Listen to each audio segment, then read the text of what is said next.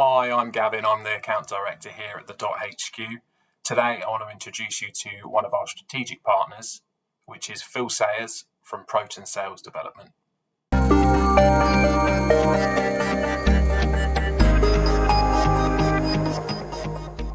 I'm Phil Sayers. I'm the founder of Proten Sales Development.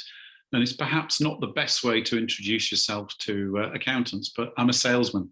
I've been running sales teams and running businesses for more than 35 years now. It's what I do, it's what I love doing. And I work extensively with the accounting community. I provide a range of services to my accountant colleagues, anything from an online on-demand sales skills training program called Epic Selling that you can work through at your own pace and in your own time.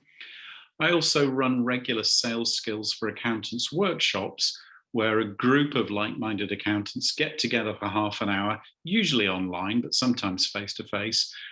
And we look at aspects such as helping you define and articulate your true value proposition, identifying new potential clients and how to engage with them, how to get them interested in what you've got to offer.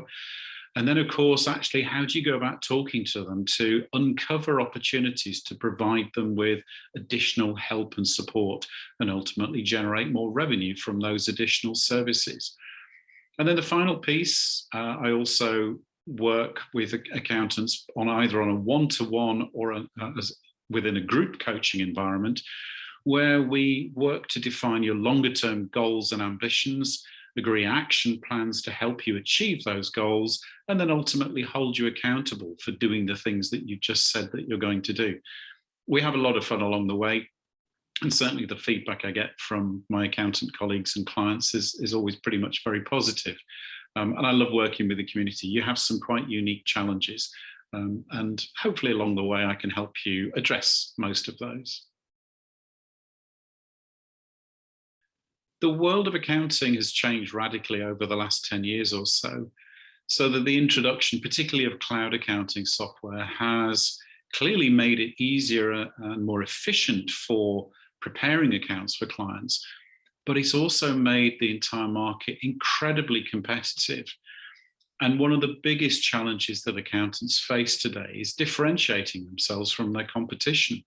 If the only reason or the only way that you're differentiating yourself is on price, then it's a slippery slope and it's a race to the bottom, and clients will only focus on the price that you're charging rather than on the value that you're delivering.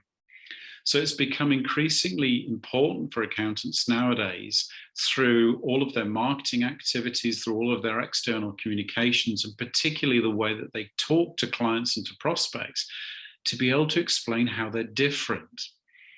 And one of the ways of doing this really is to focus on understanding in real detail what your clients actually need. Now, that might be fundamentally different to what the client thinks that they want. They all know what they want, and they'll have a pretty well-defined shopping list of things that they think they're going to require. And typically, it's all based around the compliance services. Now, if the only thing that you're offering is compliance services, you're then going to have to make sure that you're able to articulate why you're different to everybody else. But for those in the accounting community who want to offer a wider range of services, particularly moving into the realms of advisory type services, then there's huge scope there to provide massive added value to clients. But you still have to be able to articulate that value, help the client understand that perhaps they need more than just their year-end accounts and tax returns doing. And then to be able to explain how, by working with you, your clients are going to be able to build far more successful businesses. The other big challenge related to this move towards offering more advisory services for accountants is that you need the capacity to be able to do that. And you need slightly different skills than you would ordinarily require if you're just providing compliance services. And that's one of the other couple of areas that potentially I can help you with. First of those is I act as effectively a reseller for a New Zealand software company called The Gap. And The Gap is a tool that's been designed to help accounting firms market, sell, and deliver a whole range of advisory services in a structured, repeatable, and scalable way.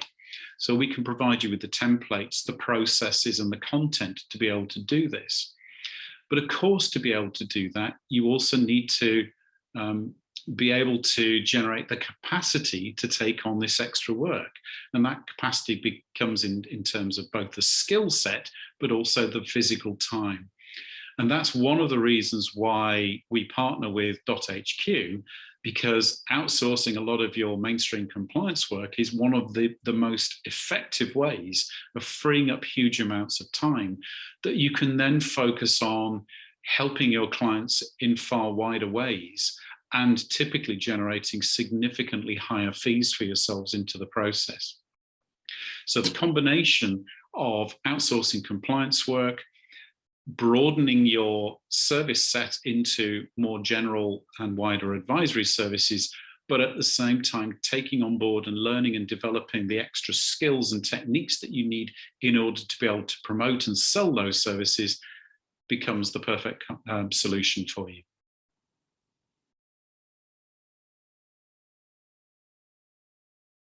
I mentioned earlier on that clearly there is a move in many parts of the accounting community to offer more advisory services, but there are some very specific challenges associated with making that move, not least the skill set that's required.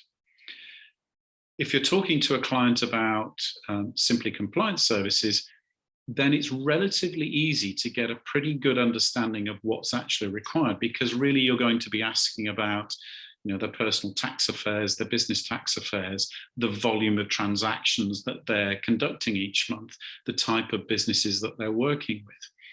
When you move into the advisory space, then you need to open up the conversation far, far more broadly. And that requires its own unique set of skills and techniques. And these are the skills and techniques that I cover within my training and my coaching programs. So they focus very much on particularly things like questioning skills, understanding what are the really open questions that you can use to help open the conversation up, to encourage the client to talk about what's going on in their world. And that's both their business world as well as their personal world, because the two are inextricably linked. And remember that for most business owners, ultimately, the business represents a means of them achieving some form of personal goal, whether that's perhaps earnings capabilities or saving for retirement or getting a better work-life balance, which I think the last couple of years have brought into focus far more than was ever the case. But you also need to be able to, as well as opening up this conversation, you need to understand how to then articulate the real value that you're providing, not just providing a list of services that you offer. And of course, you're going to get clients who will raise objections, reasons why they don't think you're a good fit for them or that your services don't apply. So you need to understand how to handle these objections effectively without coming across as confrontational or argumentative. It's got to be done with real empathy. And again, there are techniques that you can learn to help you do that more effectively. And of course, the final piece in that picture is actually getting the client to agree to go ahead. So again, there are techniques and skills that you can learn to help you close these opportunities, but without coming across as that horrible, stereotypical, pushy salesperson that we all hate. And the reason selling has this sort of bad reputation is that because all of us, and I include myself, have been on the receiving end of some pretty awful sales techniques over the years. So nobody likes to be pushed into a corner. But there are ways and techniques that you can use to help you come across as genuinely empathetic and approachable to your clients, and to come across as somebody who is genuinely interested in helping them achieve whatever it is they want to achieve.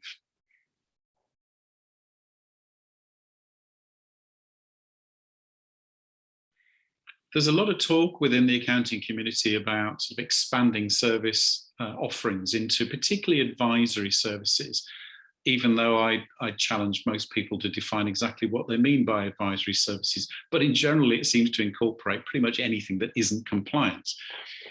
But there is a big challenge associated with this. In fact, there are two big challenges associated with this move. One is that it requires a different skill set to be able to uncover and sell those types of services, but it also requires a different skill set to be able to sell those types of services. But the second and big issue is that you also need the time, you need the capacity to be able to work with clients on this basis. If you think, for example, that helping a client prepare their annual business plan might take half a day of your time, that's half a day of time that is no longer available to be doing the compliance services. But granted, it's likely to generate far, far more revenue, much higher fees for you. So one of the reasons that I'm so keen on partnering with the guys at .hq is that by outsourcing large parts of your compliance work, you can free up hours and hours and days or even weeks of your time that you can then focus on marketing and selling and then delivering these much higher value, much higher fee related services. So the combination is perfect. I see two versions of outsourcing used. One is where you use outsourcing as a means of handling your sort of excess workload at the busiest times of the year, particularly around tax return season.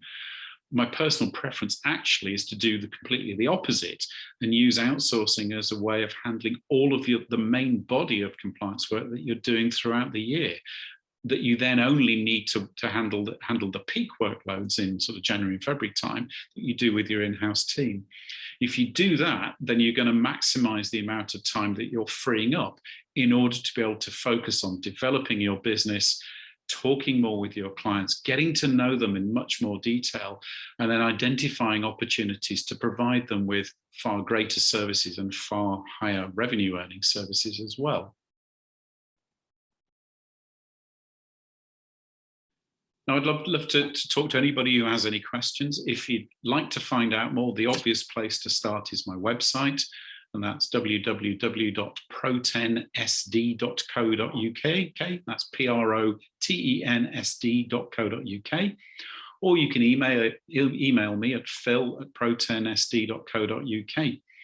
And I'm always happy to jump on an exploratory call to explore whether or not I can help you. If I don't think I can, I'll be perfectly honest and open with you. I'm not that pushy sales person that we all hate. And on the website, you'll also find details about the various sort of training and coaching programs that I run. In particular, keep an eye out for the regular sales skills for accountants workshops that I run. I run them typically every couple of months during the year.